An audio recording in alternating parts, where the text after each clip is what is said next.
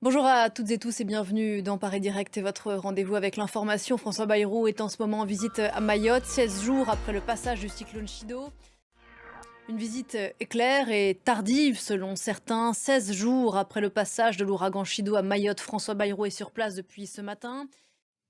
Bonjour Achraf Habib, Bonjour Pauline. vous êtes ici chez vous, journaliste France 24. Vous rentrez de mission à Mayotte, vous y avez passé une semaine avec Florent Rodeau. François Bayrou l'a dit à l'instant, promet de relever Mayotte en 2 ans. Comment est-ce que ces promesses, ces paroles peuvent être reçues par les Mahorais qui souffrent depuis, j'allais dire depuis 15 jours, mais depuis beaucoup plus longtemps Beaucoup que ça en réalité? plus longtemps, ouais, je pense. Et François Bayrou qui annoncera ce soir ce plan intitulé Mayotte debout. Merci beaucoup Achraf Habib de vous Merci Pauline. rentrer de Mayotte où vous étiez en mission avec Florent Rodeau. La France qui adresse par ailleurs sur un autre sujet par la voix d'Emmanuel Macron ses pensées émues, je cite, à la famille de Jimmy Carter et au peuple américain. Le 39e président des États-Unis est mort, il avait tout juste 100 ans. Les hommages affluent du monde entier pour saluer l'engagement du démocrate en faveur des droits humains. Joe Biden a décrété une journée de deuil national le 9 janvier prochain. On l'écoute.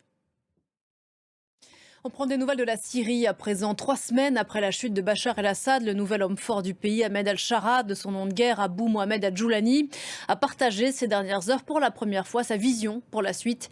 Il évoque une nouvelle constitution et des élections, mais pas avant plusieurs années. Il promet aussi que le groupe HTC sera dissous à terme sans s'engager sur un calendrier. Mohamed Erami, bonjour. Vous êtes notre envoyé spécial à Damas. Mohamed Erami depuis Damas en Syrie. Merci beaucoup Mohamed. Au Proche-Orient, bientôt 15 mois de conflit à Gaza. Les négociations autour d'un éventuel cessez-le-feu évoqué il y a quelques jours sont au point mort. La Corée du Sud, je vous le disais en titre, va inspecter tous les Boeing 737 en circulation dans le pays. Annonce faite au lendemain du crash de Muan dans lequel un appareil de la Jeju Air qui arrivait de Bangkok s'est abîmé à l'atterrissage, tuant 179 de ses 181 passagers. Voilà, sur un registre plus léger, vous avez peut-être choisi la France et Paris pour vos fêtes de fin d'année. La capitale surfe sur le succès des Jeux Olympiques. Voilà pour l'essentiel de l'info, on se retrouve dans un quart d'heure. À tout à l'heure.